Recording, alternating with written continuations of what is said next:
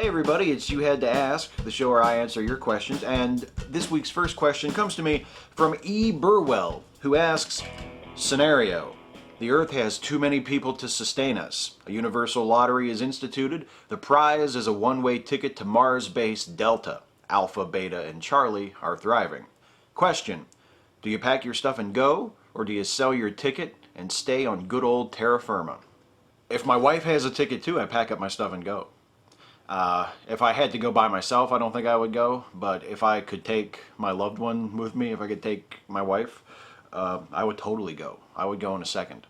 Not because I hate it here on Earth, because I love it here on Earth, but if there was someplace to go on Mars, absolutely, I would love to be a part of that. I would love to see Mars, even if it meant that I couldn't come back here.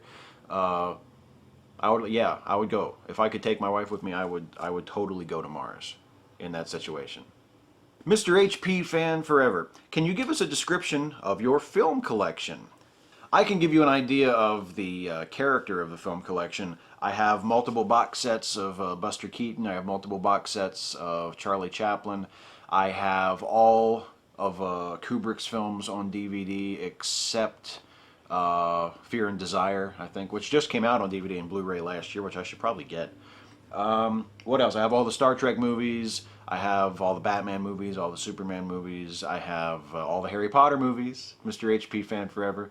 What else? A bunch of horror movies. I have a lot of Universal horror, like Frankenstein and the Invisible Man and the Wolf Man, some of my favorites. And I have some Hammer films. I have Horror of Dracula and Dracula Prince of Darkness and what else? Dracula Has Risen from the Grave. I have a bunch of Hammer and the Hammer Frankenstein movies, which are great too, with Peter Cushing as Victor Frankenstein. I have Curse of Frankenstein and Revenge of Frankenstein and Frankenstein Created Woman, which is such a good movie if you haven't seen that. And I have a whole bunch of other stuff. I have just a lot of shit. Just a lot of shit. But the jewels of my collection, as far as I'm concerned, are the Keaton and the Chaplin stuff. Those are some of my favorite films ever. I just love those. Not all of them are here in this house. When my wife and I got married, we sort of merged our DVD collections, and I still have a lot of stuff in storage. And by the way, yes, in storage is a less embarrassing way of saying at my dad's house. JVC Cam 96, what was your childhood dream and why? It was probably to be an astronaut. I think if I had to pick one to tie it in with the first question, I mean, I've always, as soon as I realized what the stars were and started to learn about space and astronomy, I've always yearned to go up there. You know, even if going up into space, as far as we're able to go at this point, it only gets you infinitesimally closer to the stars. It's still always been a dream of mine to be an astronaut. And the main reason why I didn't pursue it was that I'm just not nearly tough enough or smart enough. I mean, that's why I became an English major, because I can sound smart without actually having to be smart.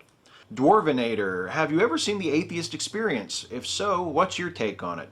Well, yeah, sure, I've seen The Atheist Experience. I don't watch it all the time. I've listened to it while doing other things or watched it a few times.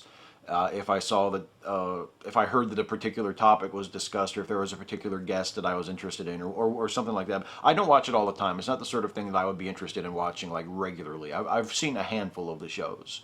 I'm not like a regular viewer, but yeah, sure, I've seen it, and what I've seen of it, I've enjoyed. It just hasn't compelled me to, you know, make it like a can't miss show. Robert Nemeth. All right, Steve, why did you go to the Reason Rally? Was it the Reason Rally? In disguise, clean shave. Were you fearing someone or something?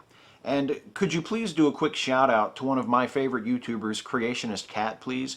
He hasn't made a video for about a year or so, because as far as I know, he's rather busy and lacks time. Maybe new subs will motivate him to get a bit more active again. Great vids, very funny and entertaining. Good luck pronouncing my last name. Cheers, Robert. Yeah, is it Nemeth? Nemeth? I don't know. Is it one of those? Am I within 100 miles? Yeah, Creationist Cat. Robert would like you to make some more videos, please. If you see this, do some more videos for Robert, would you? And for me, too. I like Creationist Cat. And yeah, I did attend the Reason Rally clean shaven last year. and that was for a movie role. Neon Reel Entertainment, the production company I work for, we were shooting our film The Darkness and Tom Marcos around that time, and I have a role in that movie. I'm one of the supporting characters, and I shaved my beard for that. And that's why I was clean shaven at the Reason Rally. If we ever do something like that again, if there's another Reason Rally around here that I attend, unless I have to shave again for a film role, I'll probably be bearded when I show up there, because I like the beard. I don't know. Mads Rasmussen, what is your top 3 TV series finales? Mine are TNG, All Good Things, actually my favorite episode in all TNG, Lost, The End. This is getting hard. Maybe The West Wing, Tomorrow. It's hard to end a show well. I definitely agree there. It is very hard to end a show well. I would probably go along with All Good Things for Next Generation. That was a really, really good last episode. Easily the best last episode of all the Star Trek shows. And the only proper series finale from a Star Trek show that wasn't just terribly disappointing. I mean, the other, as much as I loved Deep Space Nine, I thought the last episode of Deep Space Nine was just fucking awful. And the last episodes of Voyager and Enterprise were not that great, but then again, the shows themselves were mostly not that great either. But yeah, All Good Things would be one for me. The other two for me, I would go the last episode of The Fugitive, just because I got a chance to watch The Fugitive, the original series, a few years ago, and by the time you get to the last episode, when he finally catches up to the one-armed man, and they have that confrontation on the tower there, that is just such a great moment and such a great episode. And then last, and probably my favorite actually of all the last episodes, is the final episode of the original British series of The Office Christmas special. That is so great. That is so great. That is, to me, like a blueprint for ending a comedy series, because it's really, really funny, and yet it also has like the sad sort of melancholy moments that denote an ending, a passing, and just really great. The last episode, the Christmas special of the British Office, definitely very, very high on my list. Abdul the Impaler, Steve, what do you think of Tom Cruise? Personally, I think he is one of the most overrated actors. I put his acting ability on par with David Caruso, overacting at its finest. It doesn't matter who the other actors in a movie are, I just can't watch another movie with him in it. He ruined Rain Man, he ruined A Few Good Men. The only movies he hasn't ruined were crap to begin with, in my humble opinion. I have to disagree with you. I like Tom Cruise as an actor. The Scientology stuff, the real life stuff, he seems like kind of a flake, but he also seems like a really nice guy. But yeah, as an actor, I don't have a problem with Tom Cruise. I've actually really liked Tom Cruise in a lot of movies. I thought he was really good in Magnolia, which is one of my favorite films. And by the way, add Paul Thomas Anderson to my DVD collection. I've got Paul Thomas Anderson in there too. One of my very favorite filmmakers. And I thought he was great in Magnolia. I thought he was great in Eyes Wide Shut. I thought he was really funny in Tropic Thunder. I like him in a lot of stuff. I see what you mean. Tom Cruise, actually my wife and I were just talking about this last night. We were talking about Tom Cruise and Leonardo DiCaprio, and how they're known mostly for being movie stars, but they've both entered into this phase, and DiCaprio, I think, is still in this phase where they're proving that they can act. You know, DiCaprio had a really big sort of early phase in his career where he was doing like the movie star roles, and now he's a few years into this period where he's like, no, but I can act too. And he can. I like DiCaprio too. I think DiCaprio is a terrific actor. And Tom Cruise, in the late 90s and early 2000s, he sort of went through that phase as well. Now he's back more into like an action movie star mode. But for a while he was doing Eyes Wide Shut, he was doing Magnolia, Vanilla Sky, to prove he could act. And again, I think he can. I like Tom Cruise. Honey Ace 427, what is the best mistake you've ever learned from? The mistake that I'm thinking of that comes to mind when you ask that question is it's not something that I did. It's something that I didn't do that I should have, that I had an opportunity to do and didn't. many, many years ago, maybe 10, 12 years ago, I was sitting with, not really a friend, just an acquaintance, just one of those people that is just kind of around and you don't really like him, but he's just always sort of around and you don't have the heart to tell him to fucking get lost. But we were sitting around just talking, and he was talking about someone who was a black person, and he mentioned them and he described them as like a black person or something, and then he stopped himself and he said something like, well, I guess I don't have to say that, I don't think we have any nigger lovers here. And I didn't say anything, and I wanted to speak up and say something to him, you know, to tell him not to talk that way, or tell him that I wasn't like a member of his little club, but I didn't. He said, I don't think, he basically said, it's okay for me to say something racist, I know I'm safe here. And I didn't speak up. I didn't say anything to him. And I still feel really bad about that. And I still, to this day, wish that I had. I wish that I had made that very, very mild, easy to make stand, and I didn't make it. So I try to do that now. In person with people, and when I do these videos, I try to stand up and to say things that I feel need to be said. And you know, and I think it's that incident motivates me to do that. That incident motivates me to, if someone says something like that, it motivates me to raise my hand and say, excuse me. You know, you don't speak for me. Yeah, so that's something I really regret not doing, and it's a mistake that I have definitely learned from and hope to continue to use as an example for how to conduct myself in the future. Here's one from Requiem Fear. Hey Steve, I was wondering what your opinion is of getting rid of most recycling. It's been proven that the recycling plastic, some papers, and some metals is more environmentally harmful than putting it in a landfill. Apparently, it can be upwards of 3 times the amount of energy used to recycle than to landfill it.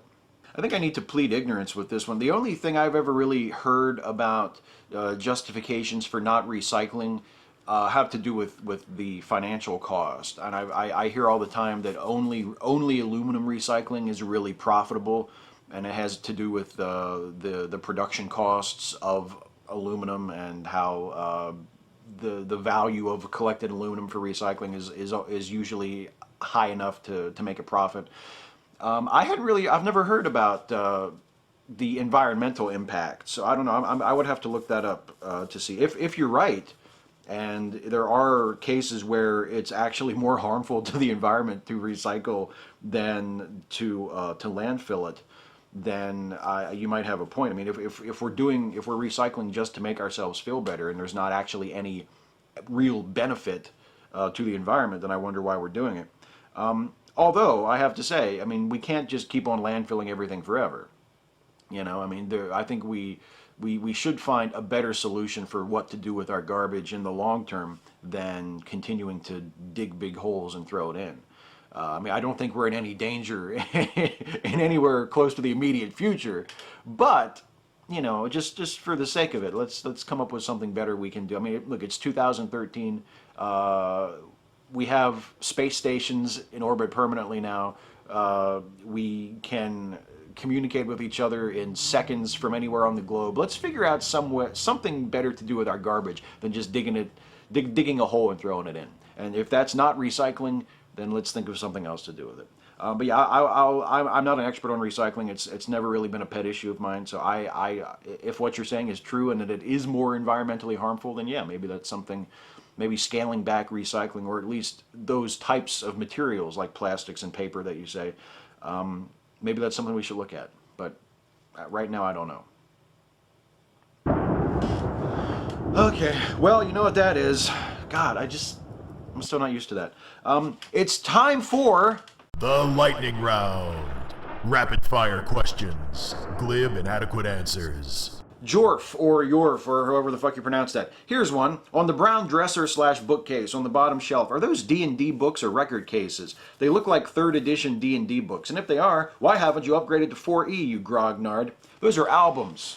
Right there, you see, that's what he's talking about. Those are albums, nerd. And don't you fucking forget it. Never played D&D. Sensical Oxymoron. Will you give us a tour of your house via video? No. I wouldn't have a problem doing that personally, but my wife would kill me. She doesn't want me to do that. And I'm going to respect her wishes. Zendro1992. Hey, Mr. Shives, does free will exist?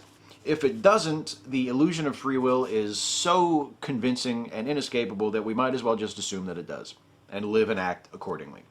Cyborg Atheist, in your Generations review, you said that Next Gen was a great show, but there were some truly awful episodes of it. This begs the question, what are your favorite and least favorite episodes of Star Trek The Next Generation? Favorite episode is probably the Chain of Command two-parter, where Picard gets taken hostage by the Cardassian, played by David Warner. I also really like the episode Family that they did right after the Best of Both Worlds two-parter concluded. And least favorite episode, I really hate that episode Tin Man, about the telepath who finds like that living alien spaceship out in space next to a star that's about to explode. Just a shitty writing and shitty acting. Just everybody looks miserable. I hate that episode. Also, anything with the fucking Troys, with Loxana Troy, or the Troys are the worst characters. I can't stand either of them. Old Comic 1. No disrespect to your beard, but mine is much better. As you know, I'm a big fan of your videos, except for your An Atheist Read series. How did you get the idea to do that? I ripped it off of Faith Fights Fact, a girl named Becca who had an awesome YouTube channel who had to close it due to some conflicts with her parents, I think. Yeah, she started doing a series that actually I think was also titled An Atheist Reads, The Case for Christ. And after she closed her channel, I took up the mantle and did it myself. And did it a little different than she was doing it. But nonetheless, I ripped it off. E.O. Thorne, how many cups of coffee do you go through before the cup scene on Riffing on Mail Call? How do you take your coffee? Well, I usually shoot the mail call videos the Friday before they go up on Monday. Sometimes I shoot them in the afternoon, depending on how long they take to write.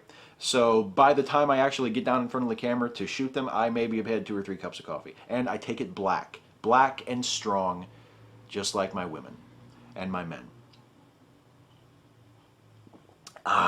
Lightning round, faster, faster. And finally, David Landon. Steve, if you could have any job, what would it be? Film director. Boom. That's it for the lightning round. That's it for the questions. Before I get out of here, I want to do a shout out. And the shout out this week goes to Bald2Bits. Bald2Bits has an awesome YouTube channel with lots of interesting atheist Bible related content. He has a series on dating the Bible. He has a series on going through the Bible verse by verse and analyzing it. He has a series on questions for creationists, just all kinds of really, really interesting, awesome atheist, anti-creationist, pro-evolution sort of content. Really awesome channel. He comments on my stuff occasionally, and he deserves your subscription. God damn it. He gets the seal of approval. So that is it for this week. I will be back to do this again next week if you ask me some questions, because as the title of this series, I hope, implies, in order for me to do this, in order for me to answer, first, you have to ask. So please leave a comment on this video with your question. Ask me anything about anything. I will answer as many of them as I possibly can in the next video. No topic is off limits. Nothing is too personal. Nothing is too boring, as you have probably noticed if you've watched enough of these videos. Ask a question, leave a comment. I will get to it if I can next week. Thank you so much for watching, and I will see you then.